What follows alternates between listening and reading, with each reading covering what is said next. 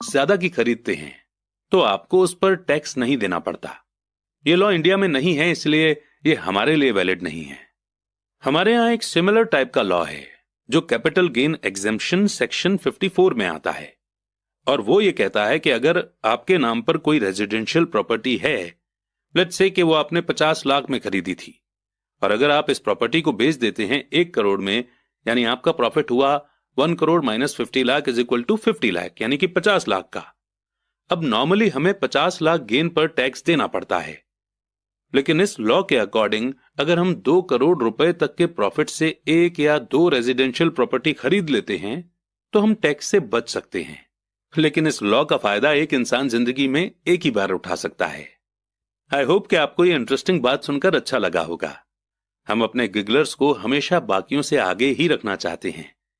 वैसे ये लॉ अभी 2022 में एप्लीकेबल है। अब अगर आप इस बुक को काफी बाद में सुन रहे हैं तो हो सकता है कि इसे गवर्नमेंट चेंज कर दे, इसलिए अपने फाइनेंशियल एडवाइजर से आप ये पूछ सकते हैं और इस लॉ को यूज करके लाखों रुपए टैक्स में बचा सकते हैं। आइए इसी के साथ आगे बढ़ते हैं। रॉबर्ट कहते हैं कि सालों तक जब मैं मरीन कॉर्प्स और जेरोक्स में था तब भी मैंने वही किया जो मेरे अमीर डैडी ने मुझे सिखाया था। मैं दिन में जॉब करता था, पर मैं अपने काम से काम भी रखता था। मैं अपने असेट वाले कॉलम में कुछ न कुछ करता रहता था।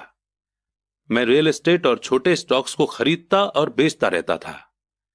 अमीर डैडी ने हमेशा पैसे की समझ के इंपॉर्टेंस पर जोर दिया। जितना अच्छी तरह मैं अकाउंटिंग और कैश मैनेजमेंट को समझ सकता था, उतनी ही अच्छी तरह मैं इन्वेस्टमेंट को एनालाइज कर सकता था और आखिरकार खुद की कंपनी शुरू कर सकता था और उसे सक्सेसफुल बना सकता था। जब तक कि कोई पहले से ही ऐसा न सोच रहा हो, मैं किसी को अपनी कंपनी बनाने के लिए एनकरेज नहीं करता। मैं जानता हूं कि कंपनी चलाने में कितना झंझट होता है और मैं नहीं चाहता कि आप उस झंझट में फंसें। कई बार ऐसा भी समय आता है जब लोगों को काम नहीं मिलता और उनके लिए कंपनी शुरू करना एक समाधान होता है, पर सक्सेस के चांस बहुत कम हैं। 10 में से 9 कंपनियां 5 साल में डूब जाती हैं। पहले 5 साल में जो कंपनियां बची रहती हैं, उनमें से भी 10 में से 9 कंपनियां बाद में बंद हो जाती हैं। तो अगर आपकी पहले से ही अपनी कंपनी शुरू करने की इच्छा हो, तभी मैं इसके लिए सलाह दूंगा। नहीं तो दिन में अपनी जॉब करते रहें और अपने काम से काम रखें। जब मैं कहता हूं कि अपने काम से काम रखें, तो मेरा मतलब यह है कि आप अपने एसेट वाले कॉलम को ज्यादा मजबूत बनाते रहें। एक बार इसमें 10 रुपए का नोट जाए तो वो बाहर ना निकलने पाए। इसे इस तरह से सोचें कि जब 10 रुपए का नोट आपके एसेट वाले कॉलम में जाता है तो वो आपका एम्प्लॉय बन जाता है। पैसे के बारे में सबसे अच्छी चीज ये है कि ये हर दिन 24 घंटे काम करता है और ऐसा पीढ़ियों तक कर सकता है। अपनी जॉब करते रहें, एक अच्छे मेहनती एम्प्लॉय की तरह काम करें, पर अपने एसेट वाले कॉलम को बढ़ाते रहें। जब आपका कैश फ्लो बढ़ता है तब आप कुछ लग्जरी चीजें खरीद सकते हैं। इस बारे में एक इंपॉर्टेंट फैक्ट यह है कि अमीर लोग लग्जरी की चीजें सबसे बाद में खरीदते हैं, जबकि गरीब और मिडिल क्लास लोग इन चीजों को सबसे पहले खरीदते हैं। गरीब और मिडिल क्लास लोग अक्सर बड़े घर, हीरे, फर, ज्वेलरी या कार जैसी लग्जरियस चीजें इसलिए खरीद लेते हैं ताकि वे अमीर दिख सकें।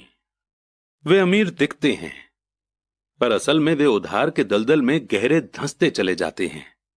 वे लोग जिनके पास पीढ़ियों से पैसा है, जो लंबे समय से अमीर हैं, वे अपने एसेट वाले कॉलम को सबसे पहले बनाते हैं। फिर एसेट वाले कॉलम से होने वाली इनकम उनके लिए महंगी चीजें खरीद लेती है। गरीब और मिडिल क्लास लोग अपने खून पसीने की कमाई और बच्चों को दी जाने वाली जायदाद की कीमत पर ऐसी चीजें खरीदते हैं। सच्ची लग्जरी असली एसेट में इन्वेस्ट करने और उसे बढ़ाने का मोटिवेशन देती है। एग्जाम्पल के तौर पर जब मेरी पत्नी और मेरे पास हमारे अपार्टमेंट हाउसेस से एक्स्ट्रा पैसा आने लगा तो वो मार्केट गई और अपने लिए मर्सिडीज खरीद लाई। इसमें जरा सी भी मेहनत या रिस्क नहीं था, क्योंकि अपार्टमेंट हाउस के कारण उसने कार खरीदी थी। एक्चुअली हमें जो इस अपार्टमेंट हाउस से रेंटल इनकम मिल रही थी, वही रेंटल इनकम मर्सिडीज की लोन के इंस्टॉलमेंट देने के लिए दी जा रही थी, पर उसे इसके लिए 4 साल तक इंतजार करना पड़ा था। जब रियल एस्टेट पोर्टफोलियो बढ़ रहा था और आखिरकार उसने इतना एक्स्ट्रा पैसा दिया कि हम कार खरीद पाए। पर मर्सिडीज की ये लग्जरी दरअसल एक सच्चा रिवॉर्ड है। क्योंकि उसने यह साबित कर दिया था कि वो अपने एसेट वाले कॉलम को सही तरह से बढ़ाना जानती है। अब उसके लिए उस कार की कीमत आम रूप से खरीदी गई कार से कहीं ज्यादा है। ज्यादातर लोग अक्सर इच्छा जागने पर बिना सोचे समझे जाते हैं और कर्ज पर कार या लग्जरी की कोई चीज खरीद लाते हैं। हो सकता है कि वे जिंदगी से ऊब चुके हों या उन्हें सिर्फ एक नए खिलौने की जरूरत हो। कर्ज पर महंगी चीजें खरीदने से देर सवेर वो आदमी उस चीज से चिढ़ने लगेगा, क्योंकि उसके कारण जो कर्ज लिया गया है वो एक भार बन जाएगा। एक बार आप अपने बिजनेस को बनाने, उसमें इन्वेस्ट करने का समय निकाल लेते हैं, तो फिर आप उसमें जादू की छड़ी घुमा सकते हैं, जो अमीरों का सबसे बड़ा सीक्रेट है। यह सीक्रेट अमीरों को भीड़ में सबसे आगे रखता है। अपने काम से काम रखने का इनाम जो आपको उस रास्ते पर चलने के लिए मिलता है जिस पर अमीर लोग चलते हैं। बढ़ते हैं आगे चैप्टर 5 की ओर। लेसन 4, टैक्स का इतिहास और कॉरपोरेशंस की ताकत। मुझे याद है हमें स्कूल में रॉबिन हुड और उनके सुखी गिरोह की कहानी बताई गई थी। स्कूल टीचर का मानना था कि यह केविन कॉस्टनर की तरह ही एक रोमांटिक हीरो की अद्भुत कहानी है, जो अमीरों को लूटता था और गरीबों में बांट देता था। मेरे अमीर डैडी की नजर में रॉबिन हुड हीरो नहीं था, वे उसे बदमाश मानते थे। रॉबिन हुड को गुजरे हुए तो लंबा समय गुजर चुका है, पर उसके फॉलोअर्स यानी कि चेले आज भी जिंदा हैं। कितनी बार मैंने लोगों को यह कहते हुए सुना है कि इसके लिए अमीर लोग पैसे क्यों नहीं देते, या अमीरों को और ज्यादा टैक्स देना चाहिए और उसे गरीबों में बांट देना चाहिए। रॉबिन हुड का यह विचार कि अमीरों से लेकर गरीबों में बांट दिया जाए, इसी रॉबिन हुड सोच के कारण मिडिल क्लास पर टैक्स का इतना भारी बोझ लदा हुआ है। सच्चाई तो यह है कि अमीरों पर टैक्स लगता ही नहीं है। गरीबों की भलाई के लिए जो पैसा लगता है वो मिडिल क्लास से आता है, खासकर पढ़े लिखे और ज्यादा इनकम वाले मिडिल क्लास से। टैक्स के बारे में पूरी तरह से समझने के लिए हमें इसके हिस्टोरिकल बैकग्राउंड को समझने की जरूरत है। हमें टैक्स की हिस्ट्री को जानने की जरूरत है। हालांकि मेरे पढ़े लिखे डैडी एजुकेशन के इतिहास पर कमाल का ज्ञान रखते थे, पर मेरे अमीर डैडी टैक्स की हिस्ट्री के एक्सपर्ट थे। अमीर डैडी ने माइक और मुझे यह समझाया कि इंग्लैंड और अमेरिका में पहले कोई टैक्स नहीं लगते थे।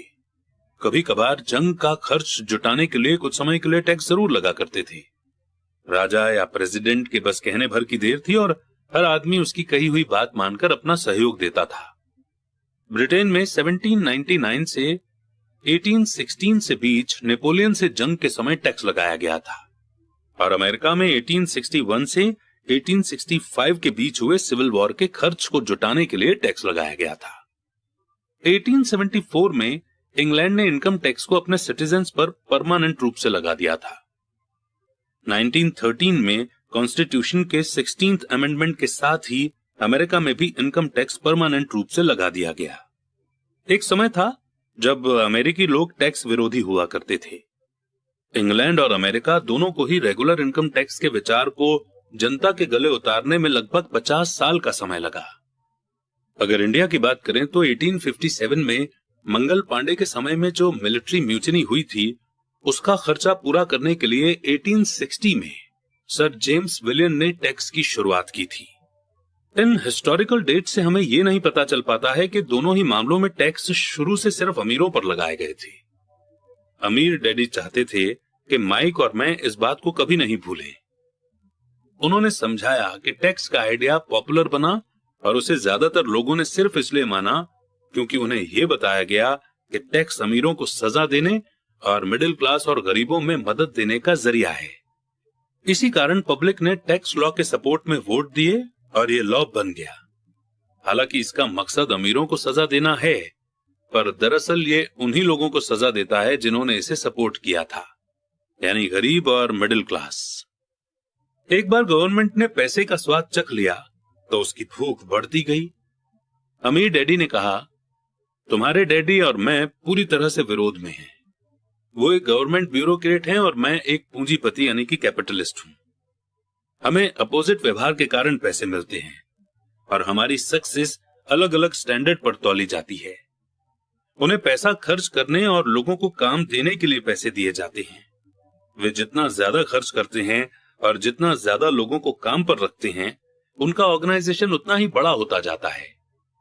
गवर्नमेंट में जितना बड़ा उनका ऑर्गेनाइजेशन होता है, उतना ही ज्यादा उन्हें सम्मान दिया जाता है। दूसरी तरफ मेरे ऑर्गेनाइजेशन में मैं जितने कम लोगों को रखूं और जितना कम पैसा खर्च करूं, मेरे इन्वेस्टर मेरा उतना ही ज्यादा सम्मान करते हैं। इसलिए मैं गवर्नमेंट आदमियों को पसंद नहीं करता हूं। उनके गोल्स बिजनेस के ज्यादातर लोगों से हटकर होते हैं। जैसे जैसे गवर्नमेंट के एम्प्लॉय बढ़ते हैं, उन्हें सैलरी देने के लिए उतने ही ज्यादा टैक्स की जरूरत होती है। मेरे पढ़े लिखे डैडी इस बात में भरोसा करते थे कि गवर्नमेंट को लोगों की मदद करनी चाहिए। वे जॉन एफ कैनेडी से प्रेम करते थे और खासकर पीस कॉर्प्स के विचार से। वे इस विचार को इतना ज्यादा चाहते थे कि वे और मेरी मां दोनों ही पीस कॉर्प्स के लिए काम करते थे और मलेशिया, थाईलैंड और फिलीपींस जाने वाले वॉलंटियर्स को ट्रेन करते थे। वे हमेशा एक्स्ट्रा ग्रांट्स और बजट में बढ़ोतरी की कोशिश करते थे ताकि वे ज्यादा लोगों को भर्ती कर सकें। ऐसा वे एजुकेशन डिपार्टमेंट में अपनी जॉब में भी करते थे और पीस कॉर्प्स में भी। ये उनका काम था। जब मैं 10 साल का था, तब से मैं अमीर डैडी से यह सुनता आया हूं कि गवर्नमेंट एम्प्लॉइज आलसी चोरों का गिरोह है, और मेरे गरीब डैडी से यह सुनता हूं कि अमीर लोग लालची और बदमाश होते हैं जिनसे गवर्नमेंट को ज्यादा टैक्स लेना चाहिए। दोनों ही विचारों के पक्ष में तर्क दिए जा सकते हैं। मेरे लिए यह बहुत मुश्किल था, क्योंकि एक तरफ तो मैं शहर के सबसे बड़े बिजनेसमैन में से एक के लिए काम करता था, और दूसरी तरफ जब मैं घर आता था तो वहां मेरे डैडी होते थे, जो एक नामी गवर्नमेंट लीडर थे। यह तय करना आसान नहीं था कि कौन सही बोल रहा है और किसकी बात पर मुझे भरोसा करना चाहिए। पर जब आप टैक्स की हिस्ट्री को स्टडी करते हैं तो एक दिलचस्प पहलू सामने आता है। जैसा मैंने कहा कि टैक्स का लागू होना सिर्फ इसलिए संभव हो सका क्योंकि जनता रॉबिनहुड के इकोनॉमिक प्रिंसिपल में भरोसा करती थी, जिसमें अमीरों से लेकर बाकी सब में बांट दिया जाता है। प्रॉब्लम यह थी कि गवर्नमेंट की पैसे की भूख इतनी बढ़ गई कि जल्द ही मिडिल क्लास पर भी टैक्स लगाने की नौबत आ गई, और वहां से धीरे धीरे टैक्स का बोझ नीचे की तरफ आता गया। दूसरी तरफ अमीरों ने इसे एक मौके की तरह देखा। वे उन्हीं रूल्स से नहीं खेलते हैं जिनसे पब्लिक खेलती है। जैसा मैंने बताया है, अमीर पहले ही कॉर्पोरेशंस के बारे में जानते थे, जो पानी के जहाजों के दिनों में पॉपुलर हुए थे। अमीरों ने हर समुद्री यात्रा के एसेट के रिस्क को लिमिटेड करने के लिए कॉर्पोरेशन का इस्तेमाल किया।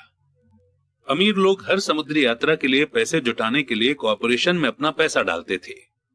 फिर ये कॉर्पोरेशन न्यू वर्ल्ड में खजाने की खोज के लिए सेलर्स को भर्ती करता था। अगर जहाज डूब जाता था तो सेलर्स की जान जाती थी, पर अमीर लोगों को सिर्फ इतना ही नुकसान होता था कि उनका वो पैसा डूब जाता था जो उन्होंने समुद्री यात्रा के लिए दिया था। इस कॉन्सेप्ट को हम थोड़ा और अच्छे से एक्सप्लेन कर देते हैं। देखिए, आपने इंडिया में पब्लिक लिमिटेड कंपनी का नाम सुना होगा। इसमें लिमिटेड शब्द का मतलब हम एक एग्जाम्पल से समझते हैं। मान लीजिए, अगर आप एक लिमिटेड कंपनी नहीं खोलते हैं और नॉर्मली बिजनेस करते हैं, और इस केस में अगर आपसे कोई एक्सीडेंट हो जाता है, जैसे कि अनजाने में आपके एम्प्लॉयज की काम करते हुए जान चली जाती है, तो इस केस में आपकी पर्सनल प्रॉपर्टी जैसे कि आपका घर भी उन्हें कॉम्पनसेशन देने के लिए जा सकता है। लेकिन वहीं पर अगर आप एक लिमिटेड लायबिलिटी कंपनी खोलते हैं, तो मैक्सिमम लॉस जो आपका हो सकता है वो आपका आपके बिजनेस में इन्वेस्टमेंट है। यानी अगर आपने अपने बिजनेस में से 10 लाख रुपीस इन्वेस्ट किए हैं तो आपसे 10 लाख रुपीस ही मैक्सिमम लिए जा सकते हैं। यानी आपकी लायबिलिटी लिमिटेड है। अमीर लोग किस तरह का खेल खेलते हैं? कॉर्पोरेशन के कानूनी ढांचे यानी लीगल फ्रेमवर्क की नॉलेज की वजह से अमीरों को गरीब और मिडिल क्लास की तुलना में बहुत ज्यादा फायदा मिलता है। मुझे 2 डैडियों ने सिखाया है, जिनमें से एक सोशलिस्ट थे और दूसरे कैपिटलिस्ट। मुझे जल्दी ही यह महसूस हुआ कि कैपिटलिस्ट को पैसे की ज्यादा समझ होती है। मुझे ऐसा लगा कि पैसे की नासमझी के कारण सोशलिस्ट आकर खुद को ही सजा देते हैं। अमीरों से वसूलों का नारा लगाने वाली भीड़ चाहे जितना जोर लगा ले, अमीर लोग उनसे जीतने का रास्ता हमेशा ढूंढ निकालते हैं। इसी कारण टैक्स आखिरकार मिडिल क्लास पर जाने लगे। अमीरों ने इंटेलेक्चुअल्स को अपनी बुद्धि से हरा दिया, सिर्फ इस कारण क्योंकि वे पैसे की ताकत को जानते थे, और यह सब्जेक्ट स्कूलों में नहीं पढ़ाया जाता। अमीर लोगों ने इंटेलेक्चुअल्स को किस तरह हराया? एक बार अमीरों से वसूलों का कानून पास हुआ तो गवर्नमेंट की तिजोरी में पैसा आने लगा। पहले तो वो लोग इस बात से खुश हुए कि पैसा गवर्नमेंट एम्प्लॉयज और अमीरों को दिया जाने लगा। गवर्नमेंट एम्प्लॉयज के पास ये पैसा जॉब और पेंशन के रूप में आ गया। अमीरों के पास ये पैसा उनकी फैक्ट्रियों के जरिए मिले गवर्नमेंट कॉन्ट्रैक्ट से आया। गवर्नमेंट के पास ढेर सारे पैसे थे, पर उस पैसे को ठीक से मैनेज नहीं किया जा रहा था।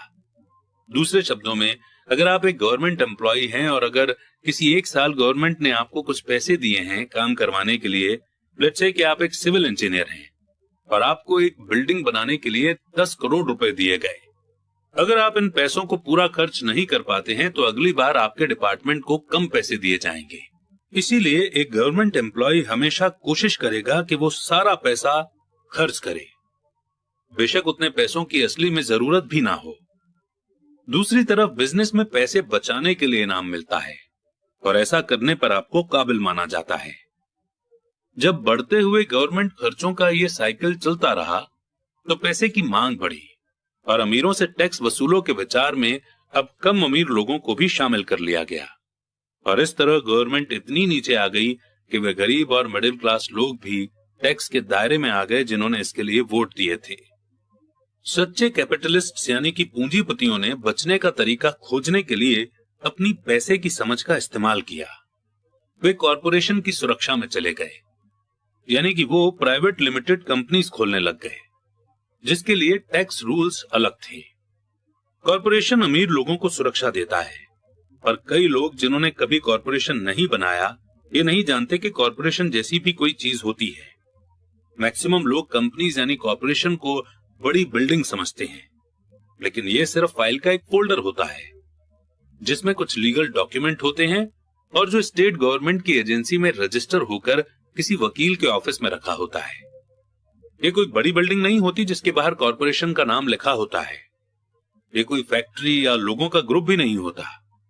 कॉरपोरेशन सिर्फ एक लीगल डॉक्यूमेंट है जो एक ऐसी लीगल बॉडी बना देता है जिसकी कोई आत्मा नहीं होती। अमीरों के एसेट एक बार फिर से सेफ हो गए। एक बार फिर कॉरपोरेशन का इस्तेमाल करना पॉपुलर हो गया। ये परमानेंट इनकम टैक्स लॉ के पास होने के बाद हुआ, क्योंकि कॉरपोरेशन के लिए इनकम टैक्स का रेट पर्सनल इनकम टैक्स के रेट से कम था। इसके अलावा जैसा पहले बताया जा चुका है, कॉरपोरेशन द्वारा कुछ खर्च टैक्स चुकाने से पहले किए जा सकते हैं। अमीरों और गरीबों के बीच की लड़ाई सदियों से चली आ रही है। अमीरों से वसूलों का नारा लगाने वाली भीड़ अमीरों के हमेशा खिलाफ रही है। ये लड़ाई तब छिड़ती है जब लॉ बनते हैं और ये लड़ाई अनंत काल तक चलती रहेगी। प्रॉब्लम यह है कि जो लोग हारते हैं उनमें समझ की कमी है। हारने वाले वो लोग हैं जो हर सुबह उठकर तैयार होते हैं और अपने जॉब में कड़ी मेहनत करते हैं और उस पर टैक्स देते हैं। अगर वे ये समझ पाते कि अमीर लोग किस तरह से पैसे का खेल खेलते हैं तो वे भी इस खेल को उसी तरह से खेल सकते हैं। फिर वे भी पैसे से आजाद हो सकते हैं और अमीर बन सकते हैं। इसलिए मैं हर बार शॉक्ड हो जाता हूं जब भी मैं किसी को अपने बच्चे को यह सलाह देते सुनता हूं कि स्कूल जाओ ताकि सिक्योर जॉब मिल सके। जिस एम्प्लॉय में पैसे की समझ नहीं है वो बच नहीं सकता, चाहे उसकी जॉब कितनी भी सिक्योर क्यों ना हो। एवरेज अमेरिकी आदमी आज गवर्नमेंट को 50% का टैक्स देता है, यानी एक साल में अगर वो 12 महीने काम कर रहा है तो उसमें से उसने 5 से 6 महीनों तक सिर्फ गवर्नमेंट के लिए काम किया ताकि वो टैक्स चुकाने के लिए पैसे जमा कर सके। मेरे विचार में इस समय बहुत ज्यादा है। आप जितनी ज्यादा मेहनत करते हैं आपको गवर्नमेंट को उतना ही ज्यादा टैक्स देना पड़ता है। इसलिए मेरा मानना है कि अमीरों से वसूलों का नारा उन्हीं लोगों पर भारी पड़ गया जिन्होंने इसके लिए वोट दिया था। हर बार लोग अमीरों को सजा देने की कोशिश करते हैं। अमीर लोग चुपचाप उसका पालन नहीं करते हैं, बल्कि वे पलट कर वार करते हैं। उनके पास पैसा, ताकत और इरादा होता है जिनके दम पर वो चीजों को बदल सकते हैं। वे चुपचाप बैठकर अपनी मर्जी से ज्यादा टैक्स नहीं चुकाते। वे ऐसे तरीके खोजते हैं जिनसे उन पर टैक्स का कम से कम बोझ पड़े। इसके लिए वे बुद्धिमान और स्मार्ट वकीलों और अकाउंटेंट्स की सर्विस लेते हैं और पॉलिटिशियंस को मनाते हैं कि वे कानून बदलें या कानूनी बचाव के रास्ते बनाएं। उनके पास बदलाव करवाने के लिए जरूरी रिसोर्सेज होते हैं। अमेरिका का टैक्स कानून भी टैक्स बचाने के लिए कई रास्ते ऑफर करता है। इनमें से ज्यादातर रास्ते हर एक के लिए खुले हैं, पर इनका फायदा आमतौर पर अमीर लोग ही उठाते हैं क्योंकि वे इनकी खोज करते हैं, और ऐसा इसलिए होता है क्योंकि वे अपने काम से काम रखते हैं। एग्जाम्पल के तौर पर पॉपुलर शब्द 1031 इंटरनेशनल रेवेन्यू कोड के आर्टिकल 1031 का छोटा रूप है, यानी कि एक्रोनिम, जिसे यूज करके कोई भी अमेरिकन जब प्रॉपर्टी बेचता है तो वो उस कमाए गए पैसों से अगर दूसरी प्रॉपर्टी खरीद लेता है तो उसे टैक्स नहीं देना पड़ेगा। रियल एस्टेट एक ऐसा कैपिटल इन्वेस्टमेंट है जो इतना बड़ा टैक्स बेनिफिट देता है। जब तक आप कम कीमत की प्रॉपर्टी बेचकर ऊंची कीमतों में बड़ी प्रॉपर्टी खरीदते रहते हैं तो आपको तब तक टैक्स नहीं देना पड़ता जब तक कि आप उसे कैश ही न रखना चाहें। जो लोग कानून द्वारा दी गई इन छूटों यानी एग्जेम्पशंस का फायदा नहीं उठाते, वे अपने एसेट वाले कॉलम को बनाने का एक बहुत बड़ा मौका खो देते हैं। गरीबों और मिडिल क्लास के पास उतने रिसोर्सेज नहीं होते, वे चुपचाप बैठे रहते हैं और गवर्नमेंट की सुइयों को अपने हाथों पर लगने देते हैं और ब्लड डोनेशन की इजाजत दे देते हैं। आज मैं ज्यादा टैक्स चुकाने वाले या कम छूट लेने वाले लोगों की संख्या से लगातार शॉक्ड होता रहता हूं, और वे ऐसा इसलिए करते हैं क्योंकि वे गवर्नमेंट से डरते हैं, और मैं जानता हूं कि गवर्नमेंट टैक्स एजेंट कितना डरावना होता है। मेरे कुछ दोस्त हैं जिनके बिजनेस बंद हो गए हैं और इसके लिए गवर्नमेंट दोषी थी, मुझे ये सब पता है, पर जनवरी से लेकर मई के पहले 15 दिनों तक गवर्नमेंट के लिए काम करना एक बहुत बड़ी कीमत है जो हम टैक्स के डर के कारण चुकाते हैं। मेरे गरीब डैडी ने कभी पलटवार नहीं किया, मेरे अमीर डैडी ने भी ऐसा नहीं किया। उन्होंने सिर्फ गेम को बुद्धिमानी से खेला, और उन्होंने ऐसा कॉरपोरेशंस के जरिए किया जो अमीरों का सबसे बड़ा सीक्रेट है। अमीर डैडी से मेरा पहला सीखा गया लेसन आपको याद होगा। मैं 9 साल का बच्चा था और मुझे उनसे बात करने के लिए बहुत समय तक इंतजार करना पड़ा था। मैं अक्सर उनके ऑफिस में बैठकर उनका इंतजार करता था। वे जानबूझकर मुझे नजरअंदाज करते रहते थे। वे चाहते थे कि मैं उनकी ताकत को पहचानूं और एक दिन खुद भी इतना ही ताकतवर बनना चाहूं। जितने भी समय तक मैं उनके गाइडेंस में पढ़ा और सीखा, उन्होंने मुझे हमेशा याद दिलाया कि नॉलेज ही ताकत है, और पैसे के साथ जो बड़ी ताकत आती है उसे बनाए रखने के लिए, उसे कई गुना करने के लिए सही नॉलेज की जरूरत होती है। उस नॉलेज के बिना दुनिया आपको इधर उधर धक्के मारती रहती है। अमीर डैडी, माइक और मुझे हमेशा ये याद दिलाया करते थे कि सबसे ज्यादा डरावना इंसान बॉस या सुपरवाइजर नहीं होता, बल्कि टैक्समैन होता है।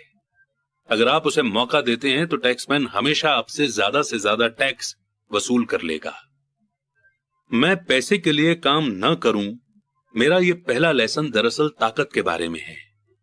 अगर आप पैसे के लिए काम करते हैं तो आप ताकत को अपने बॉस के हाथ में दे देते हैं। अगर आपका पैसा आपके लिए काम करता है तो आप ताकत को अपने पास रखते हैं और उसे काबू में रखते हैं। एक बार हमें हमारे लिए काम करने वाले पैसे की ताकत का ज्ञान हो जाए, फिर हमें पैसे के लिहाज से स्मार्ट हो जाना चाहिए और हमें डराने वाले लोगों से डील करने के रास्ते ढूंढ लेने चाहिए। इसके लिए आपके पास कानून की समझ होनी चाहिए और इस बात की भी कि सिस्टम कैसे काम करता है।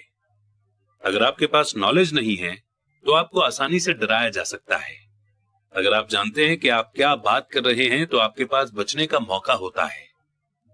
इसीलिए अमीर डैडी स्मार्ट टैक्स अकाउंटेंट्स और वकीलों को इतनी ज्यादा सैलरी देते थे। वकीलों को सैलरी देना गवर्नमेंट को टैक्स देने से सस्ता था। मेरे लिए उनका बेस्ट लेसन था स्मार्ट बनो, ताकि तुम्हें इधर उधर धक्के न दिए जा सकें, और मैंने जिंदगी भर इसे अपनाया है। वे कानून जानते थे क्योंकि वे कानून का सम्मान करते थे। वे कानून जानते थे क्योंकि कानून के बारे में न जानना बहुत महंगा साबित हो सकता है। अगर आप जानते हैं कि आप सही हैं तो आप किसी से भी उलझने से डरेंगे नहीं, चाहे आपका मुकाबला रॉबिनहुड और उसके गिरोह से ही क्यों ना हो। मेरे पढ़े लिखे डैडी मुझे हमेशा एनकरेज करते थे कि मैं किसी अच्छे कॉर्पोरेशन में बढ़िया सी जॉब खोजूं। वे मुझे हमेशा उन अच्छाइयों के बारे में बताते थे जो कॉर्पोरेट सीढ़ी पर चढ़ने से हासिल की जा सकती है। वे ये नहीं समझ पाते थे कि कॉर्पोरेट एम्प्लॉयर से मिलने वाली सैलरी के चेक पर पूरी तरह डिपेंडेंट रहने से मैं उस कॉरपोरेशन के लिए एक दूध देने वाली गाय बन जाता। जब मैंने अपने अमीर डैडी को अपने डैडी की सलाह बताई तो वे सिर्फ हंसे। उन्होंने सिर्फ यही कहा कि कॉरपोरेट की सीढ़ी क्यों चढ़ना, पूरी सीढ़ी का ही मालिक क्यों न बना जाए। बचपन में मुझे समझ नहीं आया था कि अपने कॉरपोरेशन के मालिक होने से अमीर डैडी का क्या मतलब था। एक ऐसा विचार था जो नामुमकिन और डरावना लग रहा था। हालांकि मैं इस विचार से एक्साइटेड था, पर मेरी कम उम्र में मैं संभावना पर सोच ही नहीं पा रहा था कि बड़े लोग किसी दिन मेरी कंपनी में काम करेंगे। मुद्दे की बात यह है कि अगर अमीर डैडी नहीं होते तो मैं अपने पढ़े लिखे डैडी की सलाह को फॉलो कर रहा होता। मेरे अमीर डैडी के बार बार याद दिलाने के कारण ही मेरे अपने कॉरपोरेशन का आइडिया जिंदा रहा और यह मुझे एक अलग रास्ते पर चलाता रहा।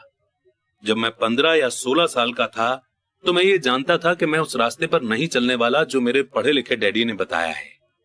मैं नहीं जानता था कि मैं ऐसे किस तरह करूंगा, पर मैंने पक्का इरादा कर लिया था कि मैं भीड़ के साथ नहीं चलूंगा और उस दिशा में नहीं जाऊंगा जिस तरफ मेरी क्लास के साथी जा रहे थे। इस फैसले ने मेरी जिंदगी बदल दी। जब तक मैं 25 साल का हुआ तब तक मेरे अमीर डैडी की सलाह मुझे पूरी तरह से समझ नहीं आई थी। मैंने हाल ही में मरीन कॉर्प्स छोड़ी थी और मैं जेरोक्स के लिए काम कर रहा था। मुझे बहुत पैसा मिल रहा था, पर हर बार जब भी मैं अपनी सैलरी के चेक को देखता था तो मुझे हमेशा निराशा होती थी। कटौतियां यानी डिडक्शन इतना ज्यादा था और जितना ज्यादा मैं काम करता था कटौतियां उतनी ही ज्यादा होती थी। जब मैं ज्यादा सक्सेसफुल होने लगा तो मेरे सीनियर बॉस मेरे प्रमोशन और सैलरी बढ़ाने की बातें करने लगे। ये सुनने में अच्छा लगता था, पर मैं अपने कानों में अपने अमीर डैडी की यह आवाज भी सुन सकता था। तुम किसके लिए काम कर रहे हो? तुम किसे अमीर बना रहे हो? 1974 में जेरोक्स के एम्प्लॉय के रूप में ही मैंने अपना पहला कॉर्पोरेशन बनाया और अपने काम से काम रखना शुरू कर दिया।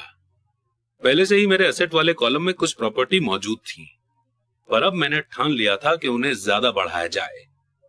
डिडक्शन वाली सैलरी को देख देखकर मुझे अमीर डैडी की सलाह में समझदारी दिखने लगी थी।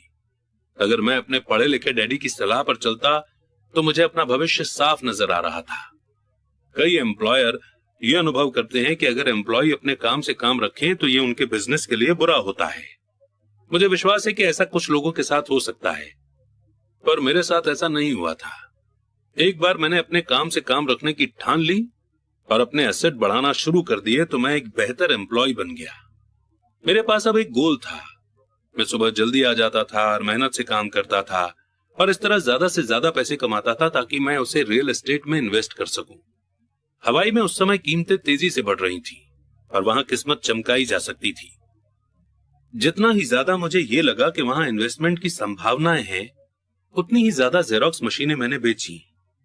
मैंने जितनी ज्यादा मशीनें बेची मुझे उतना ही ज्यादा पैसा मिला और हां, मेरी सैलरी के चेक से उतनी ही ज्यादा कटौतियां हुई। ये इंस्पायर करने वाला था। मैं एम्प्लॉय होने के जाल से बाहर निकलना चाहता था और इसीलिए मैं कम मेहनत करने के बजाय ज्यादा कड़ी मेहनत करता था। 1978 यानी कि 1978 तक मैं सेल्स में टॉप के 5 लोगों में से एक था। मैं रैट रेस से बहुत जल्दी बाहर निकलने के लिए बेताब था। 3 साल से भी कम समय में मैं जेरोक्स की तुलना में अपने छोटे से कॉरपोरेशन से कहीं ज्यादा कमा रहा था, जबकि मेरा कॉरपोरेशन रियल एस्टेट में इन्वेस्ट करने वाली कंपनी थी और वो पैसा जो मैं अपने कॉरपोरेशन में अपने एसेट वाले कॉलम में बना रहा था, वो पैसा मेरे लिए काम कर रहा था। मुझे कॉपियर बेचने के लिए दरवाजे खटखटाने की जरूरत नहीं थी। अमीर डैडी की सलाह में मुझे ज्यादा समझदारी दिख रही थी।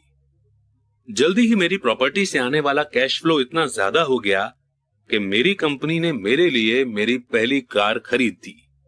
जेरोक्स के लोगों को लगा कि मैं अपने कमीशंस बेच रहा हूं, पर मैं ऐसा नहीं कर रहा था। मैं अपने कमीशन को एसेट वाले कॉलम में इन्वेस्ट कर रहा था। मेरा पैसा और ज्यादा पैसा कमाने के लिए कड़ी मेहनत कर रहा था। मेरे एसेट वाले कॉलम का हर 10 रुपए का नोट एक बढ़िया एम्प्लॉय था, जिसकी कड़ी मेहनत के कारण और ज्यादा एम्प्लॉय तैयार होते थे और वो सब मिलकर अपने बॉस को एक नई कार तोहफे के रूप में दे देते थे, और वो भी टैक्स चुकाने के पहले। मैंने जेरोक्स के लिए ज्यादा कड़ी मेहनत करना शुरू कर दिया। मेरा प्लान सही तरह से चल रहा था और मेरी कार इसका जीता जागता सबूत थी। अपने अमीर डैडी से सीखे गए लेसन्स के कारण मैं उस रैट रेस के भ्रम से बाहर निकलने में कामयाब हो सका था और कम उम्र में ही एक एम्प्लॉयर बन गया था।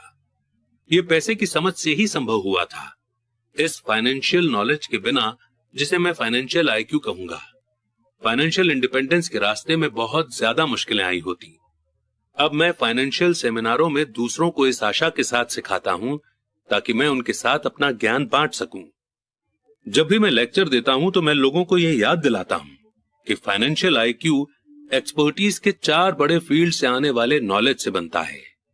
नंबर 1 है अकाउंटिंग, जिसे मैं फाइनेंशियल लिटरेसी कहता हूं। अगर आप अपना एम्पायर बनाना चाहते हैं तो ये बहुत इंपॉर्टेंट स्किल है। आप जितने ज्यादा पैसों के लिए जिम्मेदार होंगे, उतने ही ज्यादा बारीकी की जरूरत होगी, नहीं तो आपका एम्पायर ताश के पत्तों के महल की तरह ढह जाएगा। ये लेफ्ट ब्रेन का पहलू है जिसमें डिस्क्रिप्शन या बारीकी की जरूरत है। फाइनेंशियल लिटरेसी वो काबिलियत है जिसके सहारे फाइनेंशियल स्टेटमेंट्स को पढ़ा और समझा जा सकता है। इस एबिलिटी से आप किसी भी बिजनेस की कमजोरियों और मजबूतियों को पहचान सकते हैं। नंबर 2 है इन्वेस्ट करना, जिसे मैं पैसे बनाने का साइंस कहता हूं। इसमें टेक्निक, स्ट्रेटेजी और फॉर्मूला की जरूरत होती है।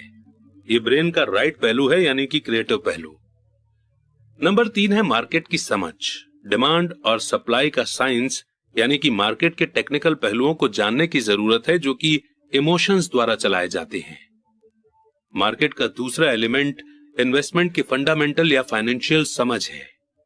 क्या किसी इन्वेस्टमेंट पे समझदारी है या मार्केट की करंट सिचुएशन के हिसाब से ऐसा करना नासमझी है?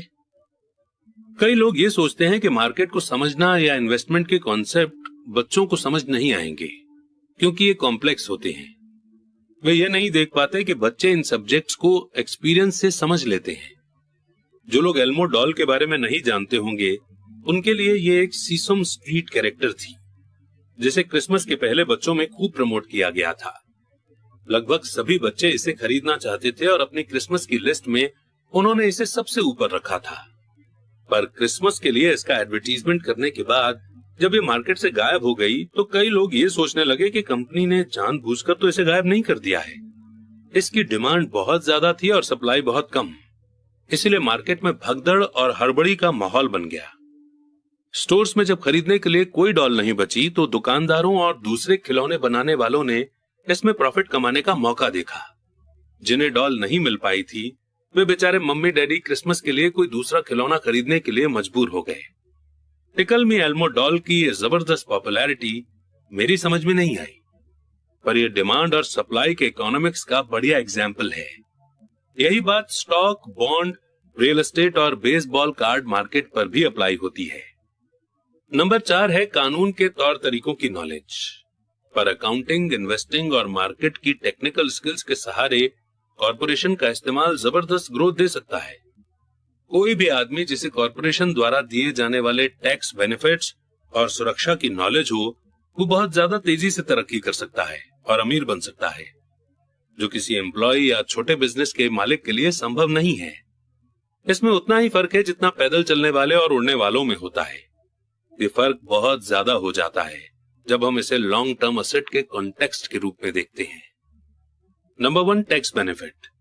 एक कॉर्पोरेशन कई ऐसी चीजें कर सकता है जो एक आदमी नहीं कर सकता, जैसे कि ये टैक्स देने के पहले खर्च कर सकता है।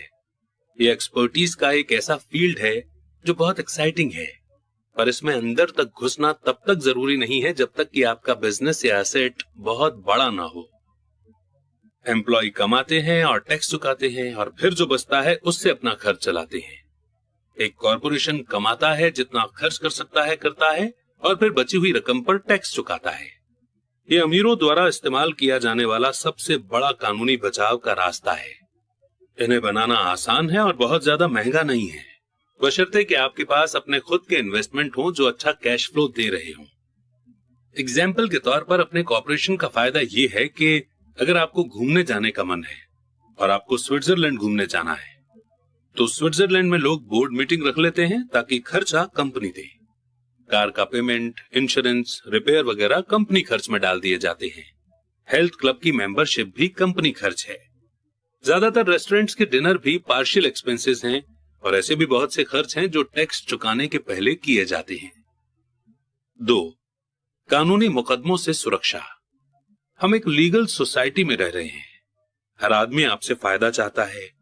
अमीर लोग अपने क्रेडिटर्स से अपने ज्यादातर असेट को छुपाने के लिए कॉर्पोरेशंस और ट्रस्ट का सहारा लेते हैं। जब भी कोई किसी अमीर आदमी पर दावा ठोकता है तो उसे यह पता चलता है कि वो कानूनी कवच से घिरा हुआ है और दरअसल उस अमीर आदमी के पास कोई एसेट है ही नहीं। वे हर चीज पर कंट्रोल रखते हैं पर वे किसी चीज के मालिक नहीं होते। गरीब और मिडिल क्लास लोग हर चीज के मालिक होने की कोशिश करते हैं और इसलिए जब उन पर दावा ठोका जाता है तो वे गवर्नमेंट या अपने साथी सिटीजन्स के हाथों अपनी प्रॉपर्टी खो बैठते हैं। उन्होंने रॉबिन हुड की कहानी से यह सीखा है कि अमीरों से वसूलो और गरीबों में बांट दो।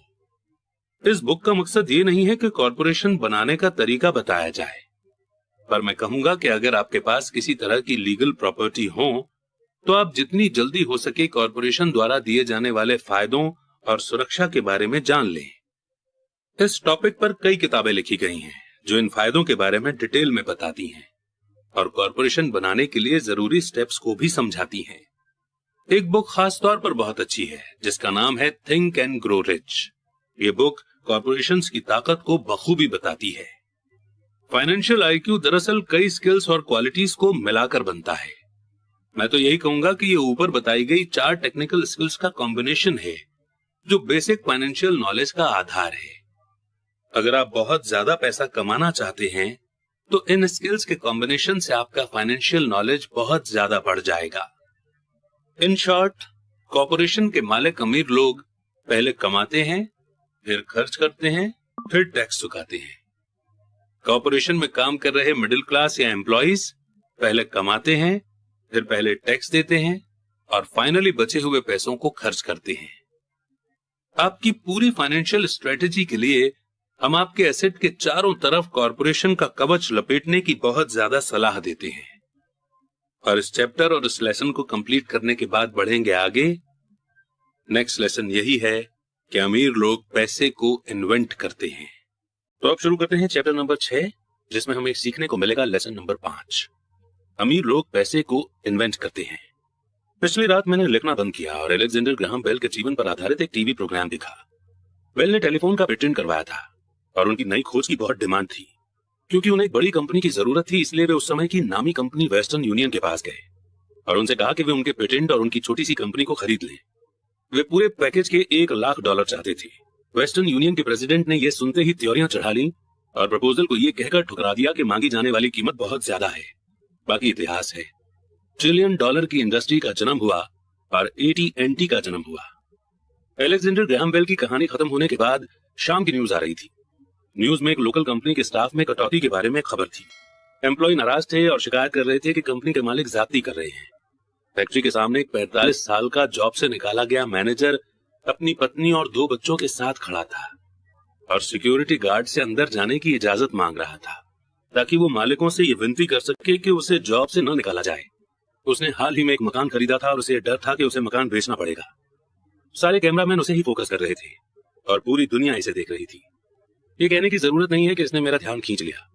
मैं 1984 से यानी कि 1984 से प्रोफेशनल टीचर की तरह भी काम कर रहा हूँ।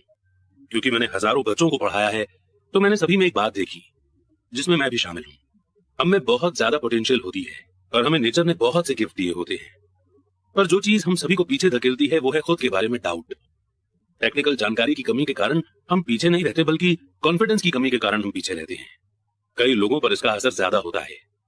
एक बार हम स्कूल छोड़ देते हैं तो सभी जानते हैं कि कॉलेज की डिग्री होने या अच्छे नंबर आने का कोई खास महत्व नहीं होता। एकेडमिक माहौल के बाहर असली जिंदगी में अच्छे नंबरों से ज्यादा एक इंपॉर्टेंट चीज की जरूरत होती है। इस इंपॉर्टेंट चीज को गट्स, बहादुरी, चालाकी, हिम्मत, निरंतरता यानी कि कंसिस्टेंसी, टैलेंट, रिस्क लेने की एबिलिटी वगैरह के नाम से पुकारा जाता है। ये एलिमेंट चाहे इसे किसी भी नाम से पुकारा जाए, कुल मिलाकर हमारे भविष्य पर स्कूल के नंबरों से ज्यादा असर डालता है। हम सभी के अंदर एक बहादुर, टैलेंटेड और रिस्क लेने वाला कैरेक्टर मौजूद होता है, पर हम सभी के अंदर कैरेक्टर का एक दूसरा पहलू भी होता है जो अपने घुटने टेक कर जरूरत पड़ने पर भीख भी मांग सकता है। जब मैं वियतनाम में एज ए हेलीकॉप्टर का पायलट था तब वहां पर 1 साल रहने के बाद मुझे अपने अंदर छुपे इन दोनों कैरेक्टर्स के बारे में गहरी जानकारी मिली। दोनों में से किसी को भी बुरा नहीं कहा जा सकता।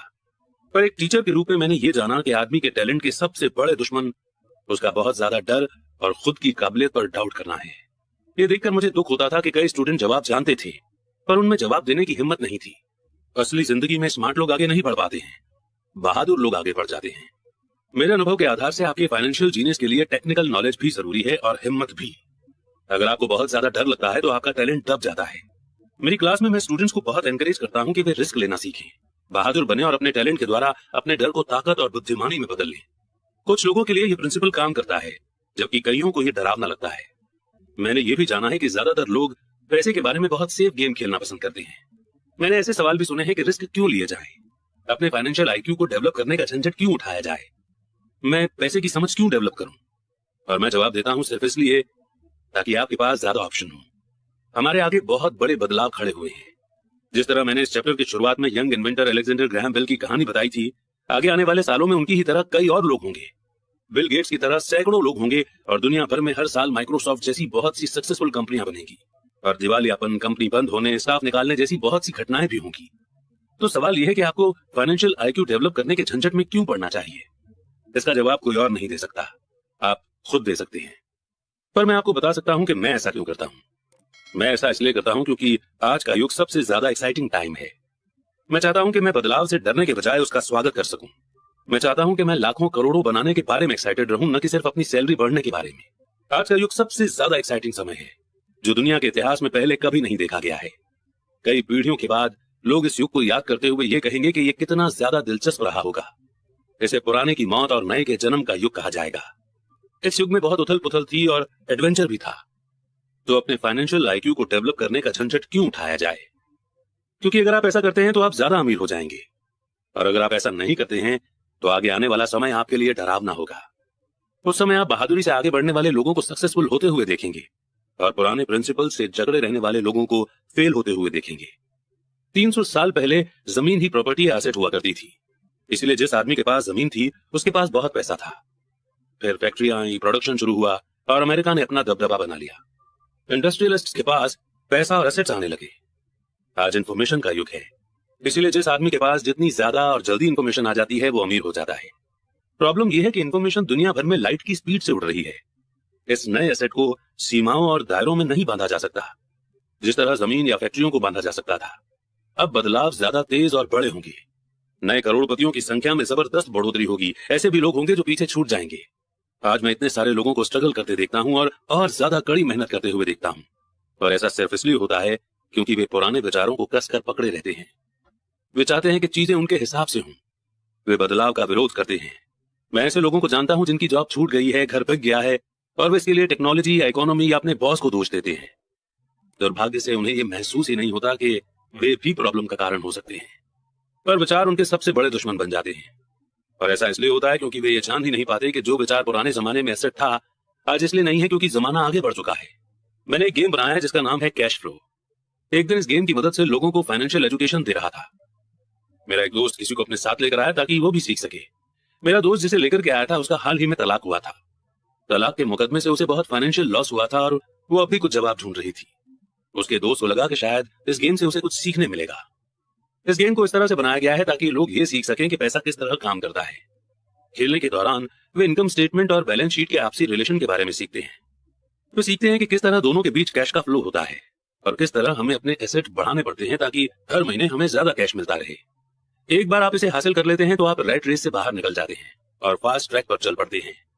जैसा मैंने कहा कि कुछ लोग इस गेम से नफरत करते हैं, कुछ इसे पसंद करते हैं और कुछ इसका मतलब ही नहीं समझ पाते। इस लेडी ने कुछ सीखने का सुनहरा मौका खो दिया। इस गेम को बेसिकली इस तरीके से डिजाइन किया गया है ताकि हम रियल लाइफ के डिसीजन को देख सकें कि वो कैसे हमारी जिंदगी को इफेक्ट करते हैं। तो हुआ ये कि इस लेडी को इस गेम के पहले राउंड में एक डू डैड मिला, यानी कार्ड में एक नाव निकली। अब डू डैड का मतलब है कि कोई ऐसी चीज जो एक लायबिलिटी है। जैसे कि इस लेडी के केस में इसे गेम में एक बोट मिली, तो ये इसकी लायबिलिटी थी, न कि कोई एसेट। अब इससे पहले तो वो खुश हुई, अरे वाह मेरे पास तो एक नाव है।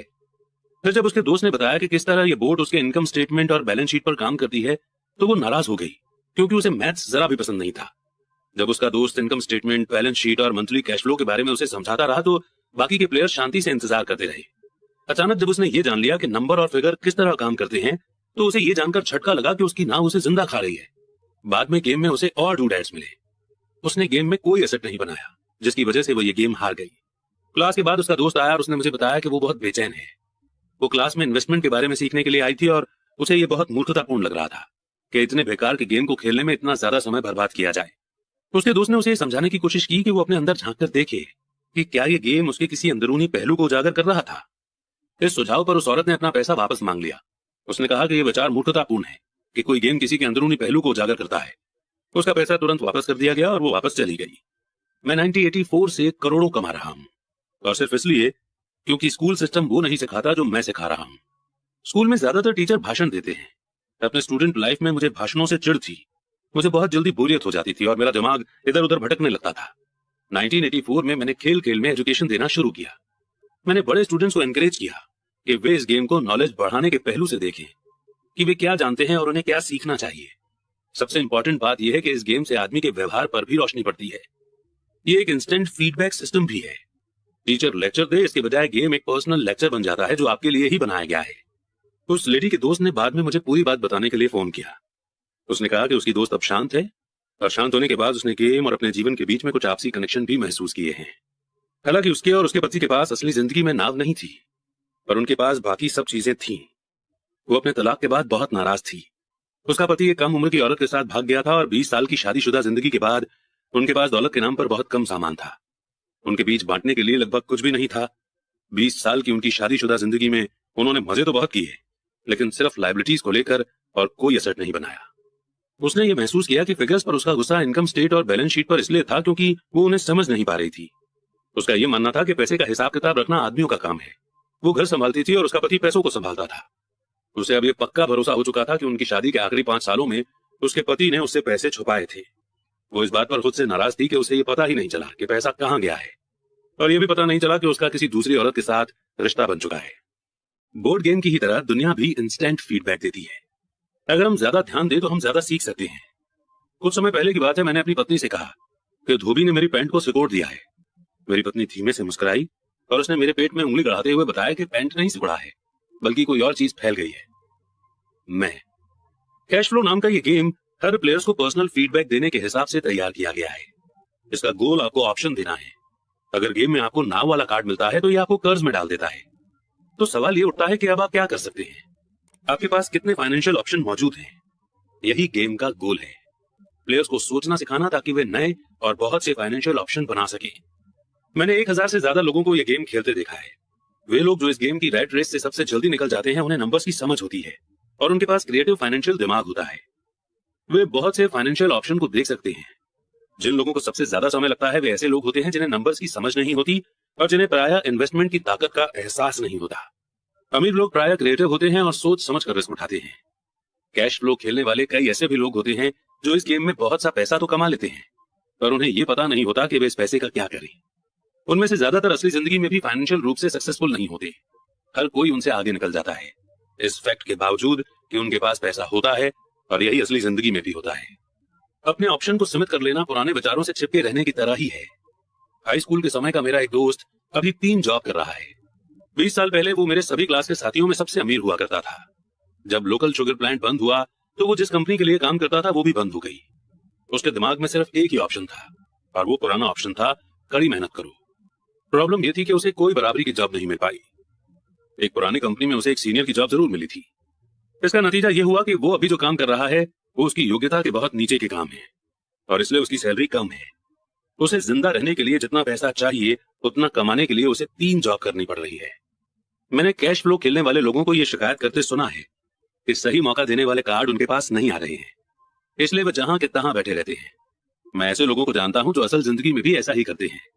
वे बैठकर सही मौके के आने का इंतजार करते हैं। मैंने लोगों को सही मौके वाले कार्ड का इंतजार करते देखा है, और फिर उनके पास जरूरत के जितना पैसा नहीं होता। फिर वे ये शिकायत करते हैं कि अगर उनके पास ज्यादा पैसा होता तो वे रैट रेस से बाहर निकल सकते थे, इसलिए वे वहीं बैठे रहते हैं। मैं असल जिंदगी में भी ऐसे लोगों को जानता हूं जो यही करते हैं। वे गोल्डन अपॉर्चुनिटी देखते हैं पर उनके पास पैसा नहीं होता। और मैं देखता हूं कि गेम में लोगों को एक गोल्डन अपॉर्चुनिटी वाला कार्ड मिलता है, वो उसे जोर से पढ़ते हैं और उन्हें ये पता ही नहीं होता कि ये गोल्डन अपॉर्चुनिटी है। उनके पास पैसा भी होता है, समय भी सही होता है, कार्ड भी होता है, पर वे अपॉर्चुनिटी को नहीं देख पाते। वे ये देखने में फेल हो जाते हैं कि रैट रेस से बच निकलने के लिए ये किस तरह उनकी फाइनेंशियल प्लान में फिट होता है। और मेरी राय में इस तरह के लोग दूसरे सभी तरह के लोगों से ज्यादा संख्या में होते हैं। ज्यादातर लोगों को जिंदगी में एक बार मिलने वाला सुनहरा मौका उनके सामने पड़ा हुआ मिलता है, पर वे उसे देख नहीं पाते। 1 साल बाद उन्हें इसका पता चलता है, जब बाकी सभी लोग अमीर बन जाते हैं। फाइनेंशियल इंटेलिजेंस का मतलब है ज्यादा ऑप्शन होना। सवाल यह है कि अगर मौके आपके सामने नहीं आ रहे हैं तो आप अपनी फाइनेंशियल सिचुएशन सुधारने के लिए क्या कर सकते हैं। अगर कोई मौका आपकी गोद में आ रहा है और आपके पास पैसा नहीं है और बैंक वाले आपको उधार नहीं दे रहे हैं, तो आप उस मौके से कैसे फायदा उठा सकते हैं। अगर आपका अनुमान गलत है और अगर आप जिसकी उम्मीद करते हैं वो नहीं होता है, तो आप किस तरह से एक बुरी कंडीशन में भी मौका ढूंढ के उसे लाखों में बदल सकते हैं। यही फाइनेंशियल बुद्धि है। क्या होता है, इससे हमारा ज्यादा मतलब नहीं है, बल्कि आप एक बुरी कंडीशन को लाखों में बदलने के लिए कितने अलग अलग तरह के फाइनेंशियल सॉल्यूशन खोज सकते हैं। इसका मतलब है कि आप अपनी पैसे की प्रॉब्लम को सुलझाने में कितने क्रिएटिव हैं। ज्यादातर लोग सिर्फ एक सॉल्यूशन जानते हैं, कड़ी मेहनत करो, बचत करो और उधार लो। तो आपको फाइनेंशियल इंटेलिजेंस क्यों बढ़ानी चाहिए? क्योंकि आप उस तरह के इंसान होना चाहते हैं जो अपनी किस्मत खुद बनाता है। आप जो होता है होने देते हैं और उसे बेहतर में बदलने की एबिलिटी रखते हैं। बहुत कम लोग ये समझ पाते हैं कि किस्मत भी हम ही बनाते हैं, जिस तरह की पैसा बनाया जाता है। अगर आप ज्यादा किस्मत वाले होना चाहते हैं और ज्यादा पैसा बनाना चाहते हैं, तो कड़ी मेहनत करने के अलावा आपकी फाइनेंशियल बुद्धि इंपॉर्टेंट है। अगर आप उस तरह के आदमी हैं जो सही चीज होने का इंतजार करता है, तो शायद आपको बहुत लंबे समय तक का इंतजार करना पड़ेगा। ये तो उसी तरह की बात हो गई कि आप गैरेज से गाड़ी निकालने के पहले ये पक्का करना चाहते हैं कि अगले 5 मील तक की सभी स्ट्रीट लाइट्स ग्रीन हों। जब हम छोटे थे तो अमीर डैडी माइक और मुझे ये लगातार बताते थे, पैसा असली चीज नहीं है। अमीर डैडी हमें बार बार ये याद दिलाया करते थे कि जब हमने प्लास्टर ऑफ पेरिस से सिक्के ढाले थे, तो हम पैसे के सीक्रेट के सबसे करीब आ गए थे, क्योंकि हम पैसा बना रहे थे। गरीब और मिडिल क्लास पैसे के लिए काम करते हैं, अमीर लोग पैसा बनाते हैं। आप पैसे को जितना असली समझेंगे, आप उसके लिए उतनी ही ज्यादा मेहनत से काम करेंगे। अगर आप इस विचार को मन में उतार लें कि पैसा असली चीज नहीं है, तो आप तेजी से अमीर बन सकते हैं। अगर पैसा असली चीज नहीं है, तो फिर ये क्या है? माइक और मैं उनसे ये सवाल पूछते थे। पैसा वो है जिसके बारे में हम सहमत हो जाएं। अमीर डैडी इतना ही जवाब देते थे, हमारे पास जो इकलौती सबसे शक्तिशाली पूंजी या असेट है, वो है हमारा दिमाग। अगर इसे अच्छी तरह से ट्रेन कर दिया जाए, तो ये एक पल में ढेर सारी दौलत बना सकता है। इतनी दौलत जो 300 साल पहले के राजाओं और रानियों ने सपने में भी नहीं देखी होगी। एक अनट्रेन्ड इंसान बहुत ज्यादा गरीबी भी बना सकता है, जो पीढ़ी दर पीढ़ी चलने के कारण कई पीढ़ियों तक बनी रह सकती है। इन्फॉर्मेशन के इस युग में पैसा मिनटों में बन जाता है। कुछ लोग तो जीरो से शुरू करके इतने ज्यादा अमीर हो जाते हैं कि कल्पना करना भी मुश्किल है, और इसके लिए वे सिर्फ कुछ आइडिया और कॉन्ट्रैक्ट का सहारा लेते हैं। आपको ये बात वे लोग आसानी से बता सकते हैं जो स्टॉक मार्केट में ट्रेडिंग करते हैं या दूसरे इन्वेस्टमेंट करते हैं, क्योंकि वहां ऐसा अक्सर होता रहता है। कुछ नहीं से तुरंत करोड़ों बनाए जा सकते हैं, और कुछ नहीं से मेरा मतलब है कि बिना पैसे के लेन देन के। तो अपने फाइनेंशियल टैलेंट को क्यों डेवलप करें, इसका जवाब सिर्फ आप ही दे सकते हैं। मैं आपको बता सकता हूं कि मैं इसे क्यों डेवलप कर रहा हूं। मैं ऐसा इसलिए करता हूं क्योंकि मैं तेजी से पैसा कमाना चाहता हूं। इसलिए नहीं कि मुझे इसकी जरूरत है, बल्कि इसलिए क्योंकि मैं ऐसा करना चाहता हूं। ये सीखने की एक दिलचस्प प्रोसेस है। मैं अपना फाइनेंशियल आईक्यू इसलिए डेवलप करता हूं क्योंकि मैं दुनिया के सबसे तेज और सबसे बड़े गेम में हिस्सा लेना चाहता हूं, और अपने छोटे तरीके से मैं मानवता के विकास का हिस्सा होना चाहता हूं। एक ऐसे युग का जहां इंसान पूरी तरह से सिर्फ अपने दिमाग से काम करते हैं, शरीर से नहीं।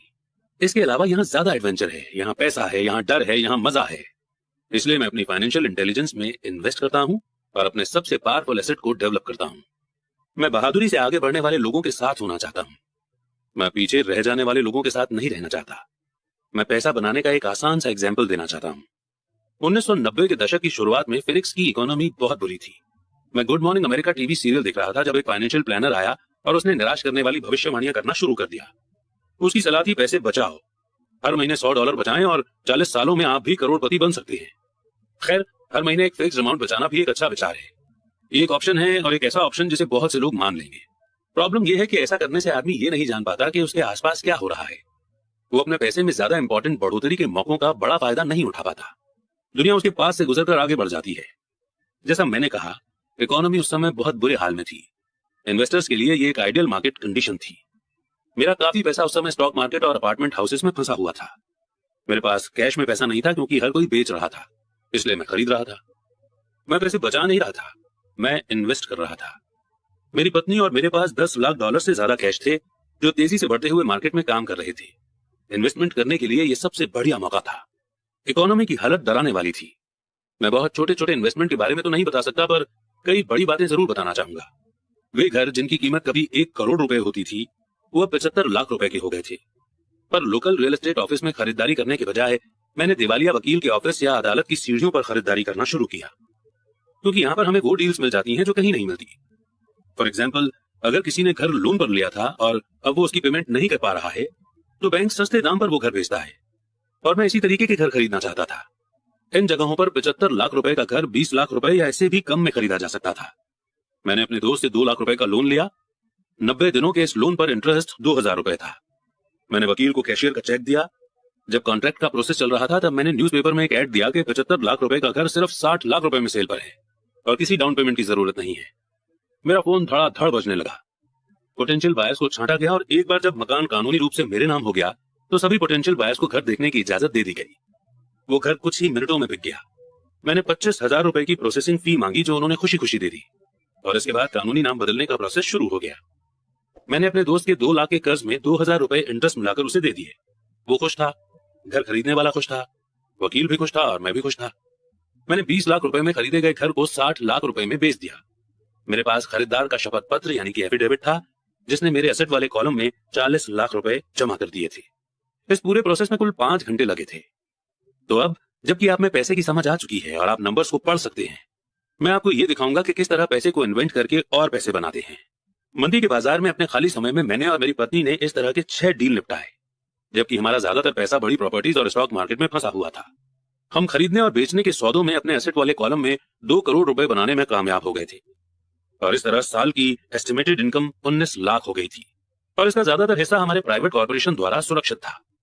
हर साल मिलने वाले इस 19 लाख रुपए का बड़ा हिस्सा हमारी कंपनी की car, petrol, trips, insurance, clients के साथ डिनर वगैरह चीजों पर खर्चा हो सकता था। जब तक गवर्नमेंट को उस इनकम पर टैक्स लगाने का मौका मिलता तब तक ये कानूनी रूप से खर्च हो चुका था। इसमें से कौन सी सलाह आपको ज्यादा मुश्किल लगती है? 1, कड़ी मेहनत करो, 50% की रेट से टैक्स चुकाओ और फिर जो रकम बचती है उसमें से सेव करो। आपकी सेविंग पर आपको 5% इंटरेस्ट मिलता है जिस पर एक बार फिर टैक्स लगता है। या फिर ऑप्शन 2, पैसे की समझ डेवलप करने का समय निकालो, अपने दिमाग और एसेट वाले कॉलम की ताकत का इस्तेमाल करो। अब आप समझ सकते हैं कि मैं क्यों चुपचाप अपना सिर हिलाता हूं जब मैं लोगों को यह कहते सुनता हूं, मेरा बच्चा स्कूल में अच्छी पढ़ाई कर रहा है और उसे अच्छी एजुकेशन मिल रही है। वो अच्छी हो सकती है पर क्या वो काफी है? मैं जानता हूं कि ऊपर बताई गई इन्वेस्टमेंट टेक्निक एक छोटी सी टेक्निक है। इसे ये बताने के लिए लिखा गया है कि किस तरह एक छोटी सी रकम बड़ी रकम में बदल सकती है। एक बार फिर मेरी सक्सेस ये बताती है कि स्ट्रॉन्ग फाइनेंशियल फाउंडेशन कितना इंपॉर्टेंट होता है, जो स्ट्रॉन्ग फाइनेंशियल एजुकेशन से शुरू होता है। मैंने इसे पहले कहा है और ये इतना इंपॉर्टेंट है कि मैं एक बार इसे फिर दोहराना चाहता हूं। फाइनेंशियल बुद्धि यानी कि financial intelligence 4 main technical skill से मिलकर बनती है। 1, फाइनेंशियल लिटरेसी यानी नंबर्स को पढ़ने की एबिलिटी। 2, इन्वेस्टमेंट की स्ट्रेटेजी यानी पैसे द्वारा पैसे बनाने का साइंस। 3, मार्केट की डिमांड और सप्लाई। अलेक्जेंडर ग्रैहम बेल ने मार्केट को वो दिया जो इसे चाहिए था। यही बिल गेट्स ने भी किया। ये मौका भी मार्केट ने दिया था कि 20 लाख रुपए में कोई मकान खरीदकर उसे 60 लाख रुपए में बेच दिया जाए, जबकि उसकी असली कीमत 75 लाख रुपए थी। कोई खरीद रहा था, कोई बेच रहा था। और चौथी स्किल हमें चाहिए कानून की यानी कि लॉ की। अकाउंटिंग, कॉर्पोरेट लॉ और पॉलिसी के बारे में अवेयरनेस। मैं रूल्स के अंदर रहकर खेलने की सलाह देता हूं। अगर आप अपने पैसे इन्वेस्ट करना चाहते हैं तो आप में ये बेसिक फाउंडेशन होनी चाहिए या इन स्किल्स का कॉम्बिनेशन होना चाहिए। चाहे आप छोटे घर, बड़े अपार्टमेंट, कंपनियां, stock, bond, mutual fund, precious metal, baseball card खरीद कर करें या फिर इसी किस्म का कोई दूसरा काम करें। 1996 तक रियल एस्टेट मार्केट सुर्खियों में था और हर कोई इसमें जा रहा था। स्टॉक मार्केट भी बूम हो रहा था और हर कोई उसमें भी जा रहा था। लेकिन मैं इससे बाहर निकलने का सोच रहा था क्योंकि मार्केट में अब इतनी अपॉर्चुनिटीज नहीं थी। मैं सिर्फ आपको इतनी सी बात बताना चाहता हूं कि इन्वेस्टमेंट आते जाते रहते हैं, मार्केट घटता बढ़ता रहता है, इकोनॉमी सुधरती बिगड़ती रहती है, दुनिया आपको हर दिन जिंदगी के अनूठे मौके देती रहती है। आपकी जिंदगी के हर दिन पर अक्सर हम उन्हें देख नहीं पाते हैं, लेकिन वे होते हैं। और दुनिया और टेक्नोलॉजी जितनी ज्यादा बदलती है, आपके और आपके परिवार के लिए परमानेंट फाइनेंशियल सिक्योरिटी के लिए उतने ही ज्यादा मौके होते हैं। तो अपनी फाइनेंशियल बुद्धि को डेवलप करने का झंझट क्यों उठाया जाए? एक बार मैं फिर यही कहूंगा कि इसका जवाब आप दे सकते हैं। मैं जानता हूं कि मैं क्यों इसे सीखता और डेवलप करता हूं। मैं ऐसा इसलिए करता हूं क्योंकि मुझे पता है कि बदलाव हो रहे हैं और होने वाले हैं। मैं बदलावों का स्वागत करना चाहता हूं और अतीत से चिपके नहीं रहना चाहता हूं। मैं जानता हूं कि मार्केट में उतार चढ़ाव आएगा। मैं लगातार अपनी फाइनेंशियल इंटेलिजेंस को डेवलप करना चाहता हूं क्योंकि मार्केट में हर बदलाव पर कुछ लोग अपनी जॉब के लिए घुटने टेक कर भीख मांगेंगे। इसी समय कई दूसरे लोग जिंदगी द्वारा दिए गए प्रॉब्लम्स को लेकर उन्हें करोड़ों में बदल लेंगे। और हमें यह नहीं भूलना चाहिए कि हमें कभी कभार जिंदगी प्रॉब्लम्स दे देती है और इन प्रॉब्लम्स को अच्छी अपॉर्चुनिटी में बदलना ही फाइनेंशियल इंटेलिजेंस है। मुझसे अक्सर पूछा जाता है कि मैं अपनी प्रॉब्लम्स को किस तरह से करोड़ों में बदल देता हूं। व्यक्तिगत तौर पर मैं पर्सनल इन्वेस्टमेंट के कई और एग्जाम्पल देने में झिझकता हूँ। मैं इसलिए झिझकता हूँ क्योंकि मुझे डर है कि मुझे बड़बोला या फिर अपनी शेखी बघारने वाला कहा जाएगा। ये मेरा इरादा नहीं है। मैं सिर्फ इसलिए एग्जाम्पल देता हूँ ताकि उसके नंबर और टाइमिंग से सच्ची और आसान घटनाओं को बताया जा सके। मैं एग्जाम्पल इसलिए देता हूँ ताकि आपको ये बता सकूं कि ये आसान है, ये ज्यादा आसान है। अगर आप